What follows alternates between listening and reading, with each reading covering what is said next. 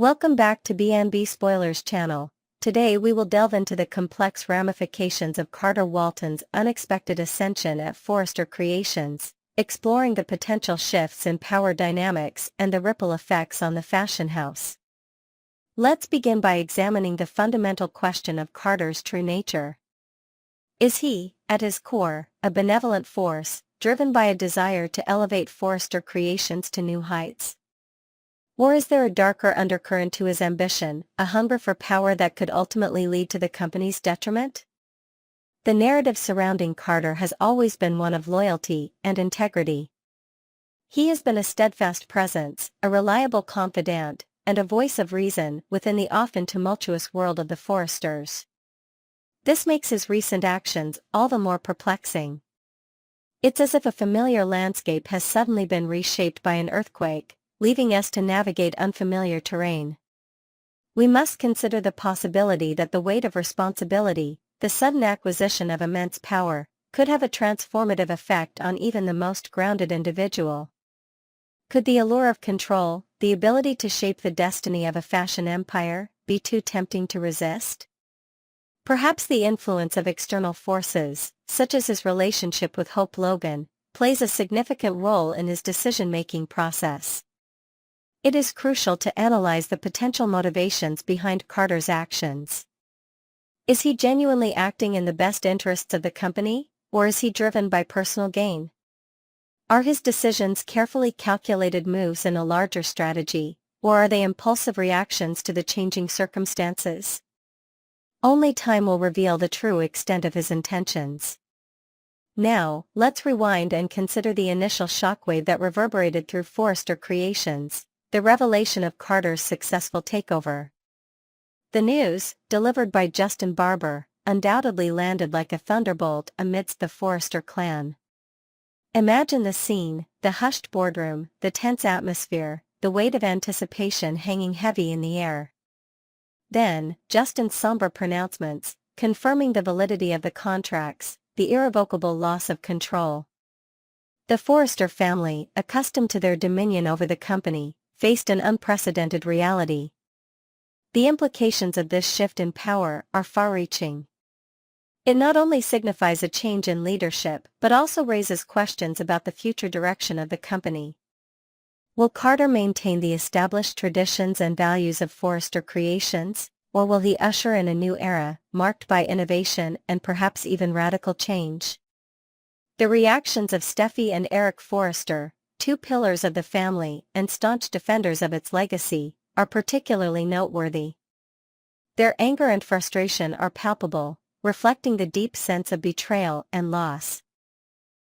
However, the legal validity of the contracts leaves them with limited recourse, forcing them to confront the harsh reality of their new circumstances. This situation creates a fertile ground for future conflict, as the Forresters grapple with their diminished influence and Carter navigates the complexities of his newfound authority. Finally, let's explore the immediate aftermath of Carter's takeover. The spoilers suggest that he intends to revitalize Hope for the future, a move that undoubtedly pleases Hope Logan. This action could be interpreted in several ways. On one hand, it could be seen as a genuine effort to support and empower Hope, demonstrating his commitment to their relationship. On the other hand, it could be viewed as a strategic move to consolidate his power base within the company, aligning himself with a popular and influential figure. Furthermore, the spoilers hint at Carter's ambition to expand the company through acquisitions, a strategy he had previously advocated for under Ridge's leadership. This suggests a proactive and ambitious approach to management, indicating that Carter is not content with simply maintaining the status quo.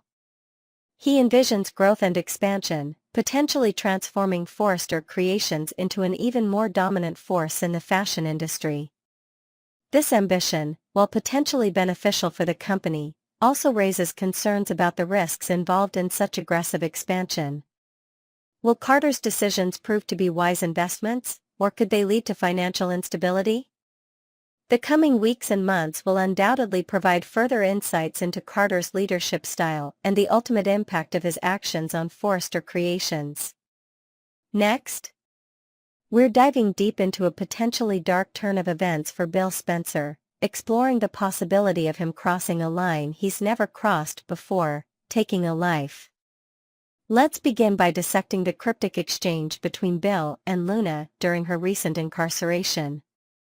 Luna's assertion of their shared experiences, particularly regarding their difficult childhoods, prompted a pointed response from Bill. While acknowledging some parallels, he emphasized a crucial distinction: he had never taken a life. This seemingly innocuous remark has sparked considerable speculation among viewers, particularly given Bill's history of near-fatal actions.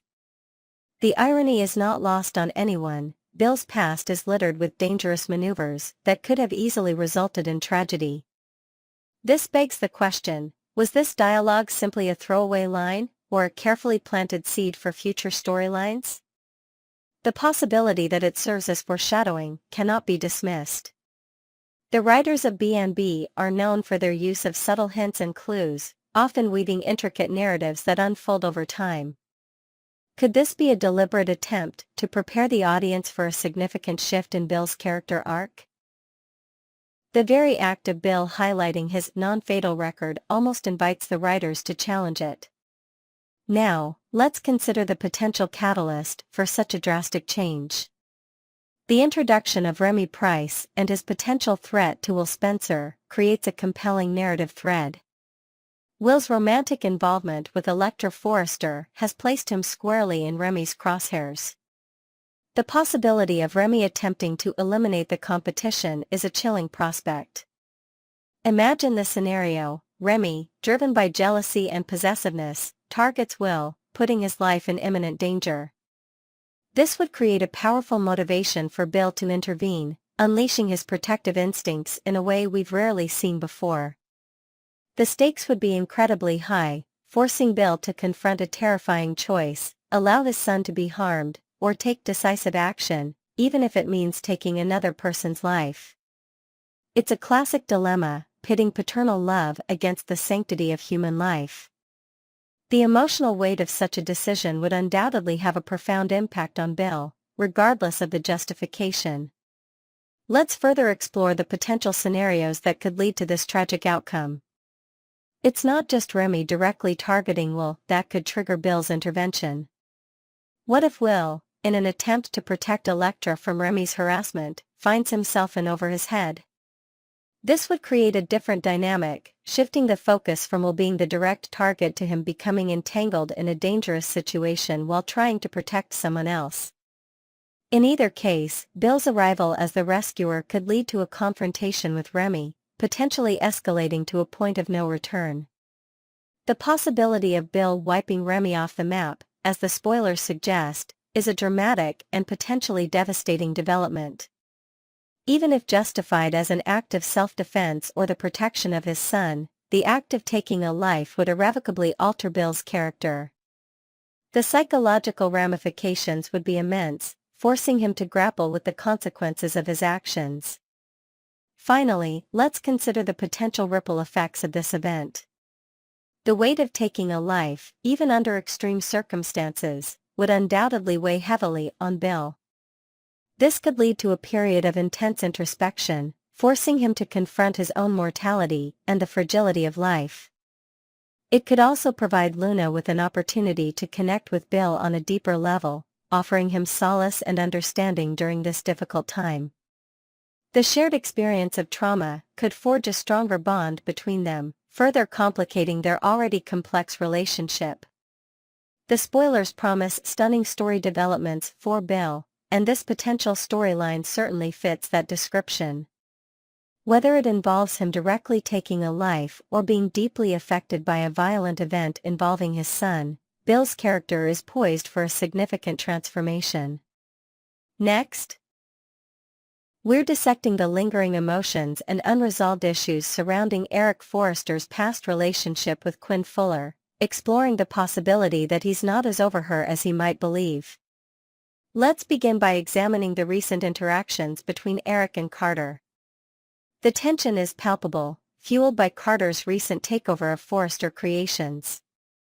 During a heated exchange with Ridge, Eric brought up a painful chapter from their shared history, Carter's affair with Quinn. This wasn't a fleeting mention, Eric dwelled on the betrayal, highlighting the intimacy of the situation and the deep hurt it caused. The fact that Eric revisited this sensitive topic in the midst of a business conflict suggests that the emotional wounds are still fresh. It's as if the professional betrayal has reopened old scars, reminding Eric of the personal betrayal he suffered at Carter's hands. This raises a crucial question: why is Eric fixated on this past transgression? Is it simply a convenient way to express his current anger towards Carter, or does it signify something deeper?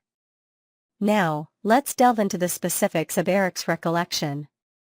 He referred to Quinn as his wife, not his ex-wife, a subtle but significant choice of words. This linguistic slip suggests that on some level, Eric still identifies Quinn as a part of his life, a connection that hasn't been fully severed. This is further reinforced by the frequency with which he brings up the affair. It's not a one-off comment, it's a recurring theme in his interactions with Carter, indicating that it's constantly on his mind. This obsession with the past points to a possible inability to fully move on. He seems trapped in a cycle of resentment and regret, unable to reconcile with the events that led to the end of his marriage. The fact that he focuses solely on Carter's role in the affair, while seemingly overlooking his own contributions to the marital breakdown, adds another layer of complexity. Let's analyze the context of Quinn and Eric's marital struggles. Their relationship wasn't perfect, they faced challenges, particularly in their intimate life. This vulnerability created an opening for Carter, who provided Quinn with the emotional connection she was lacking. However, Eric's decision to seek solace with Donna instead of addressing the issues within his marriage with Quinn also played a significant role in their downfall. He acknowledges that he shouldn't have trusted Carter again, but he seems blind to his own failings. This selective memory allows him to place the entire blame on Carter, absolving himself of any responsibility. The situation is further complicated by the unusual dynamic of Eric asking Carter to please his wife. This bizarre request highlights the desperation and confusion that characterized their relationship at that time. It was a deeply flawed situation with multiple contributing factors, not solely attributable to Carter's actions.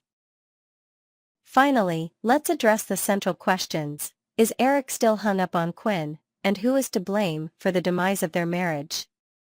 The evidence strongly suggests that Eric hasn't fully processed his feelings for Quinn. His constant references to the affair, his use of the word wife, and his focus on Carter's betrayal all point to unresolved emotions. While Carter's affair was undoubtedly a significant factor in the breakdown of the marriage, it wasn't the sole cause. Both Eric and Quinn contributed to the problems within their relationship. Eric's inability to address their intimacy issues and his decision to turn to Donna instead of working on his marriage with Quinn played a crucial role. Ultimately, the demise of Eric and Quinn's marriage was a complex interplay of individual choices and circumstances. While Carter's actions were a catalyst, both Eric and Quinn bear some responsibility for the outcome. Eric's current behavior suggests he is struggling to accept this multifaceted reality, choosing instead to fixate on Carter as the sole scapegoat. This inability to take ownership of his own role in the situation prevents him from truly moving on and potentially finding closure. Next, we're taking a heartwarming detour to celebrate Darren Brooks, Wyatt Spencer on The Bold and the Beautiful, and his wife Kelly Kruger Brooks's compassionate work with animal rescue and their potential foster fail. Let's start by clarifying the term foster fail, which, despite its negative-sounding name, is a cause for celebration in the animal rescue world. It simply means that a foster family falls in love with their foster pet and decides to adopt it permanently, effectively failing to return it to the rescue organization for placement with another family. This is a positive outcome, as it provides the animal with a stable and loving forever home. In this case, Darren and Kelly have openly expressed their anticipation of a potential foster fail with their newest foster puppy. Now, let's delve into the details of their recent social media post. The Brookses shared an endearing post on Instagram, featuring their new foster puppy, Reindeer, and mentioning his brother Rudolph, who is also available for adoption. The post included the playful caption, "So who thinks we're gonna foster fail again?" This light-hearted tone reflects their genuine affection for the animals they foster and their openness to adding another member to their family. The accompanying video further illustrates their excitement. Kelly's enthusiastic foster day and her playful interactions with their existing dog create a warm and inviting atmosphere. Darren's prediction, "You're going to end up keeping this puppy," coupled with Kelly's agreement, adds a touch of humor and foreshadows the likely outcome. The video captures the moment they meet the puppy, a cute brown and black bundle of joy, and their playful discussion about a potential name, considering Coco among other options. Let's examine the reactions from friends and fans. The comments section is filled with supportive and encouraging messages. Adam Kruger's comment, "Yeah, he was never gonna be a foster, let's be honest, face with tears of joy, face with tears of joy, face with tears of joy. Welcome to the family, little man," perfectly encapsulates the general sentiment. Everyone expects the Brookses to adopt this puppy. Tracy Bregman's simple yet heartfelt red heart adds to the outpouring of love and support. Many fans echoed the sentiment that the Brookses would likely keep the adorable pooch. Finally, let's highlight the Brookses' deeper motivation behind their fostering efforts. Kelly's response to the comments reveals a touching backstory. She and her mother used to dream of owning a farm and rescuing dogs from shelters across the country. She describes fostering as one small step in that direction, revealing their commitment to animal welfare. This adds a layer of depth to their actions, showing that their fostering is not just a fleeting impulse but a genuine expression of their long-held passion for helping animals in need. This revelation resonated strongly with fans, who expressed their admiration and support for their compassionate endeavors. The story of Darren and Kelly's fostering experience is a heartwarming reminder of the positive impact individuals can have on animal welfare. Their willingness to open their home and hearts to animals in need is truly commendable, and their potential foster fail is a testament to their loving and generous nature.